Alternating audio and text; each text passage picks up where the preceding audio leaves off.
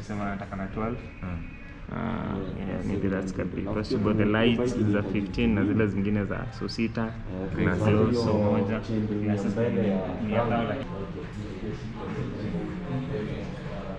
Yeah. Take my good side. Yes, only. Pleasure to meet you. Pleasure to meet you too.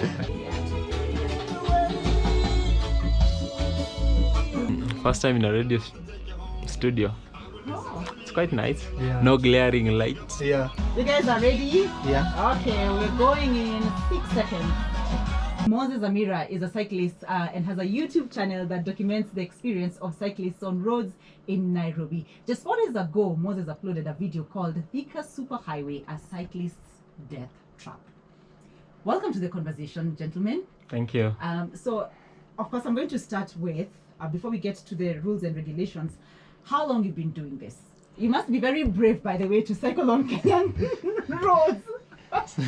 So I've been doing this for 5 years in Nairobi, and in total we use applications to track our cycling, so you can always know how many kilometers you did. I use Strava, and on Strava I've done 30,000 kilometers in Nairobi alone. So this year alone in Nairobi, of course enabled by COVID, I've cycled 9,839 kilometers at the moment. So I understand very well the plight of cyclists, and of course I do all these thousands of kilometers because I enjoy and love the sport of cycling. The feeling, the joys that you get from cycling are just, for me, almost irreplaceable. Wow. You said that enabled by COVID. In what way? So when COVID struck, a lot of the things I do, I had to switch and be best at home. So I started working mostly remotely. I lead a team of software developers, and I do some monitoring and evaluation for international NGOs, and all these things I could switch and start working from home. So I would then plan my time accordingly, because then I could work at night, or also I could step out of the house at around 11, capture my midday break, and be back home by 2. So 3-hour quick ride around Nairobi, or I go at around 5 p.m., 4 p.m. after work. So it got me to cover so many kilometers on the road also this year. Can you say yours was a case of cycling as a lifestyle and as a commute from home to work and back? Yes. My cycling journey started just a bit over 2 years ago. I used to stay in Ruiru, working at Westlands. At that time, with the traffic jam, or that you get to lose a lot of time, and I was also a bit overweight. So I tried going to the gym, tried running in the morning. None of those seemed to work. So one day when I was sitting in a matatu in a traffic jam, a cyclist overtook me, and then I later came to see the same cyclist at Westland. So I was like, this is actually doable. So I got in touch with a friend. His name is Dennis Kibebe. He has a shop in Ruiru. He got me my first bicycle, and I started commuting to work. Then commuting, I kept meeting other cyclists who are doing the same, and I joined the group RDX, which is Riders Express. And then from there, now my journey has continued like that. Yes. You're actually going to work from here. Yes, exactly. I had to say that I'll just be a bit late. Rush here, then I'll report to work. Now listen, because of the gear, the helmet, and everything. So when you get to work, what's your routine like? So you pass the shower. What happens? I'm lucky. My employer has installed some showers at the place. So when I get there, I do a quick shower, and then I freshen up a bit and change and go. And start my work. That usually takes me just about 10 minutes, and I'm good to go. Right. Yes. Observe the necessary safety precautions. So when stepping out, first thing, make sure that you have a helmet. Wear a nice helmet that is fitting. Don't wear too big or too small. That won't help you in case of an emergency. Also, make sure that you put on some gloves. They help with the grip of the bicycle. Right. And in case maybe there's a fall, at least you can protect your palms. Also, make sure that you wear reflective. We call them the jerseys. Yes. The lycra, tops and bottoms. Some nice reflective, something that somebody can see even when you're far away. And also some cycling shoes. They're very well recommended. They help you cycling in your cycling. Yes, they are cycling shoes. So they help you in cycling even that agility and stuff. So make sure that you do that, and as you always say, you dress the way you want to be addressed. So if you're on the road and you're dressed as a cyclist, even a driver will see you as one. You have to practice safe cycling habits, and you start off with roads that you feel safe. Then you can slowly branch and start doing roads that are a bit more technical, like where there's a lot of traffic or in traffic hours. Don't just start off and that's the first thing you do. Also, for me, I always have a whistle, and I wear a rear view mirror. And those two things I can never step out of the house without in Nairobi. And those make me feel safe. What is the recommended bike for beginners? Like, for instance, before we get to that, what bikes do you ride? So I have to start with what I was riding first. Because bicycles, I feel it's just what your preference, of course. There are several types. There's road bikes, hybrid bikes, and mountain bikes. I prefer mountain bikes for Nairobi. But when I started off, my first bike was 13,000 shillings, and I got it from Wheels of Africa. At the moment, after cycling all these years, of course, you start getting into the passion more, and you even change the kind of bikes you ride. So there's steel bikes, there's aluminium bikes, there's carbon bikes. So now I ride carbon bikes, but that's not it's not ideal even for Nairobi. I would say aluminium frame bicycle, price range, look at around 15 to 25,000, and that's good enough for Nairobi and for starting. Well, yes, I have a carbon road bike that I used to race. It's a bit of a higher budget, according to people like who are not so familiar with cyclists. You can mention a figure and they'd be like, what? That's for a bicycle. That's why bikes are so expensive. Yes, they won't understand. But once you get into it and you get to feel the components, the design, the material, the frame, all that, you'll get to understand and appreciate why it's pegged at that much. Yeah, so I have that which I use mainly for my races and for tours. Like recently we rode to Mombasa in under 24 hours. With a normal mountain bike, I couldn't hack that. But with my road bike, which is of carbon grade fiber, and which is actually quite light and very fast, we were actually able to hack that with my team. Yes. So where is this bike gear sold? Where would I get it? So the flea market has really helped a lot here in Kenya. And some of the things come in flea markets, and then there are distributors who take up the things and start selling to cyclists. There are some people who sell cycling shoes, some sell cycling jerseys. But I would say helmets, you have to buy new. If a helmet drops at any point, then it becomes weaker, and that's not good. So helmet is the only thing that primarily you have to get new. The rest you can get from the flea markets here in Kenya. Also, you can, if you prefer, get brand new. And brand new, I would say padded shorts is best to get brand new. But if you can't afford it, it's okay to still get in a flea market. For the jerseys are just like $5. The shoes can be $5 is 500 shillings. 500 shillings. Yes. Yeah. Shoes are about 2,000 shillings. Yeah. And but if you buy new shoes, would be about 20,000 shillings. Yeah. So there's a big cycling group on Facebook called Kenya Cycling, which if you're a cyclist, it would be good to join. And then there are groups that are from the region you live in Nairobi. So there are groups like in Kileleshwa, in Eastlands, and in Westlands, WhatsApp groups. And cycling is a very social sport. So as soon as you are cycling, you become a friendlier person, I think. You start waving to each other across the road, and you have coffee or tea breaks, and you buy bananas and you share. Yeah, I'm getting me a bike. You should.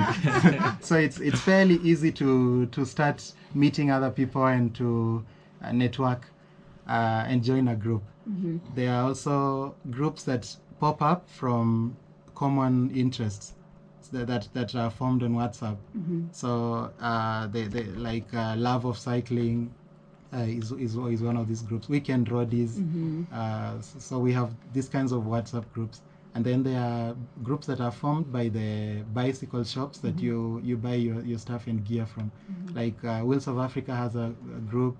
There are also groups that are formed from attending bicycle events, like Bicycle Adventures, Active Motion. So you can attend a bicycle event organized by an event organizer, and after that they add you to their WhatsApp group. Yes, there are a lot of fun things that we do together as Cyclists. Before I joined Cyclists, my normal weekend would be just stay at home, maybe watch some movies, nothing much. Yes. And then it's back to Monday, back to the same hustle. So, but since I joined the cycling groups, you'll find that at the weekend, there's a tour. Yeah. We are going to tour Meru on our bikes. We are going to maybe taking a ride across Rimuru, the plantations and all that. So at the end of the day, you find that on the week, you usually, even during the week, you look forward to the weekend. You're always in high spirits because you're, weekend I'm going somewhere. So everybody's like, why are you so psyched up? You're always looking up to the weekend so that at least you can get to engage with your crew and at least visit somewhere, make an impact wherever you go, and also just create this vibe time. I'm fascinated about the trip to Mombasa, 24 hours. Yes, less than 24 Less hours. than 24 hours. I actually Tell us about that trip. I covered 17 hours on the saddle. Total hours on the road were 19. So 2 hours rest, 17 hours on the saddle. And I was with a big group. Yes. Well, what was the aim of the trip? Was it organized? I mean, was it just, let's see how quick we can get to Mombasa? Was there a purpose? What? Actually, it was mainly about trying to push that. Trying to push your limits. Trying to see if actually you can be able to do it. And we proved that we can actually be able to do it. Yeah.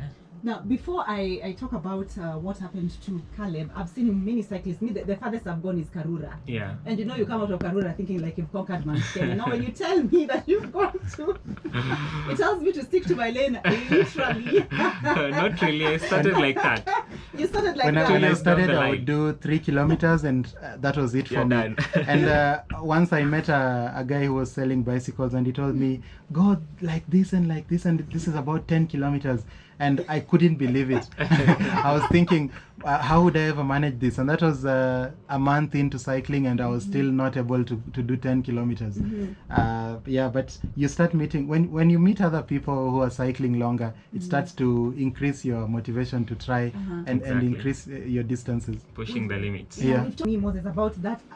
You know, he just mentioned it briefly, but I can imagine I don't want to call it torture, but that moment of getting back onto the highway, knowing the kind of motorists that we have. I mean, is there a right of way, or do you also just have to, you know, wait for the right moment? Because these people, many of them will clearly not give you an opportunity to do that. I would say cycling in Nairobi is an art.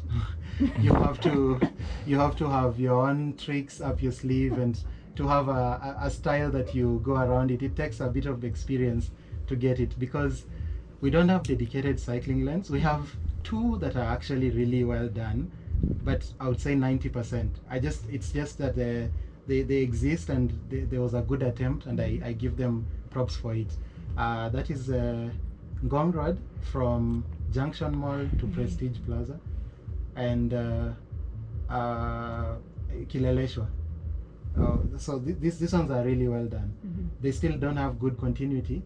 And the one that's coming up in the CBD is also coming up quite well. But so if there are some nice cycling lanes that have been implemented, please use them. For me, I am really serious about that, and I advocate that a lot in my YouTube channel. Because once you're on these dedicated cycling lanes, you just, even your body, you feel more relaxed. Because you're just away from all these metal boxes that are about to knock you. The pollution disappears in some way, and it doesn't matter that there are motorbikes there. It's a big issue, but or pedestrians, that is a less risk to life than cars. So that's one. And then where there are no cycling lanes, then there is share the road, which Ken just said. Yes. And I would like to insist on motorists to respect cyclists and recognize cyclists as proper road users, because there is a problem of perception, and there's a problem in our culture towards cycling and cyclists. I would tell you, and maybe at the risk of getting a lot of negative bashing from the cycling community, that bicycles, they are those that cost upwards of 500,000. And it's not that if a person is on a bicycle, they are poor. It's not necessarily the case. It's also not that you know roads are meant for humans. So it's not that anybody who is on the road is a car or a bicycle. It's the human who is on the road. The cars are not driving themselves. The bicycles are not riding themselves. And cyclists are not protected in a metal shell like you. We just have helmets. Our helmets don't have airbags. Our government has no laws protecting cyclists. So it's like you go on the road with this passion and you really want to cycle, but so many things are against you. So even motorists, I wish, would just give you space where necessary. You know, like even when you get to a green light and you're at a crossing, the light, when it's saying green for cyclists and pedestrians, and it's saying green also for motorists, the motorists should let the cyclists and pedestrians pass first. But motorists, when it's green for both cyclists and pedestrians and green for motorists, the motorists will want to take priority. It should be that cycling is so respected and enabled until people in their cars just look and are like, okay, let's just join these people. Yeah. It should be appeal, and it starts from the government. Sorry, I have to add another thing on this. Like, so many things have been implemented so fast, just in the past 1 year. Like, we wore masks from one day to the next. Plastic bags, which felt like they were never going to go they were never going to go anywhere. Yes. Instantly, I don't even miss them. Like, you can easily just change perception about cyclists from one day to the next. Like, who thought government institutions would move from manual to online based systems just like that? Those days I was looking at it and I was wondering, will this ever happen? But like, it's not that hard. And look how the Nairobi Metropolitan Services built a cycling lane in just 3 months. What can be done in 5 years? So it's possible for it's this possible. to happen. Yeah. Because I need we need to go for a short break, and after which we're going to be hearing from Allan and also Jimmy, 2 other cyclists. Before I let you go, Moses, what was the motivation? Was what you've talked about, was that the motivation for doing this video? Thika Superhighway, a cyclist's death trap. So, just the same day that Caleb left us, I had gone to film that route and to show what cyclists go through on Thika Superhighway. And I just had that feeling that let me go and try to film this route at the risk of my life, of course, because this route is not good for cycling. And my motivation is generally because I am tired of rushing to scenes where cyclists have been knocked down. And I'm tired of all these years and nobody is listening to the cry of cyclists and the plight of cyclists. And I wanted somebody to do something. Then I thought, why don't I just do it myself? Why don't I try and use my own means and try to put it out there? So I started a YouTube channel, and it's you can find it, Moses Amira. And I've put a lot of cycling related content there. So I started taking videos of cycling experience in Nairobi and the cycling lane. So on this day, I just felt an innate motivation to go and film Thika Superhighway. And on that same evening, Caleb left us. And that video I edited and I uploaded it the following day. Right. Yeah. Can you say that you cycled past the very spot on Thika Road earlier in the day before the accident that took Caleb's life? So how did you take the news that, you know, Caleb had left? The news actually broke me.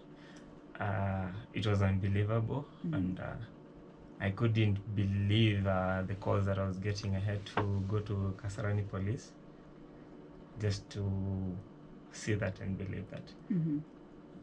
Up to now, it's still something that I still can't believe, because I was just with him just a few moments, and he was lively, he was very good, he was very energetic.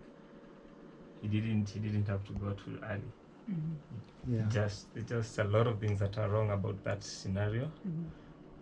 And yeah, acceptance has been hard. So yeah, I don't want to talk about it more because yeah. Clearly. Now, you also mentioned about the impunity of the buses and other PSVs on Thika Road. Yes. So there's been a lot of that. Like the one that took his life, you can see it's a general case of negligence. You can't just park a bus in the middle of the highway. Right. No indication, no hazards, no lifesaver. There's nobody even to guide the traffic and inform other motorists that this bus is stalled. So there's a negligence of that kind of driver. And funny thing, yesterday somebody took a picture of the same bus company parked at the same spot. Yes. That shows utterly negligence of the highest order. And their kind of attitude to us, even other road users, it's one thing, because there's been numerous complaints from pedestrians, from motorbikes, from even other cars about how this bus company behaves on Thika Road. So I'd like to urge, especially the matatus. Most of them are friendly. They'll always give you way, they'll always wave at you and all that.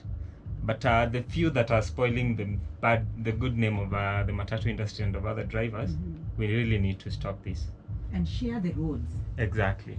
Well, we're taking a short break. This is the big conversation on KBC English Service, the breakfast show. Today is World Car Free Day, an occasion to encourage motorists to give up their car and walk or cycle to work. But question is, how many Kenyans are ready to leave their cars at home and cycle to work? How safe is that?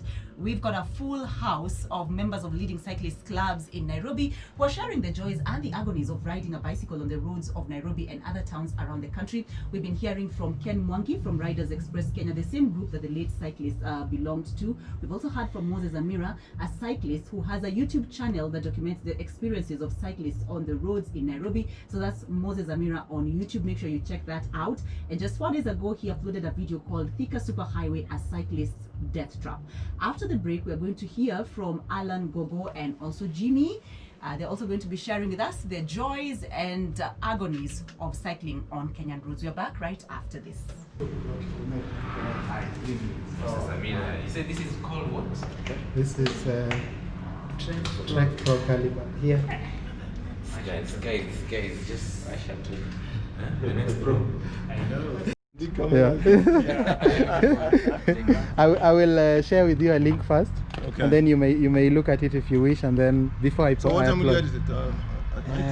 it? 90. Yeah. All right. Wow. Cheers, Bill. Thanks, man. Good. Good to meet you. Cheers, man. Yeah. Thanks for coming, man. Thanks a lot.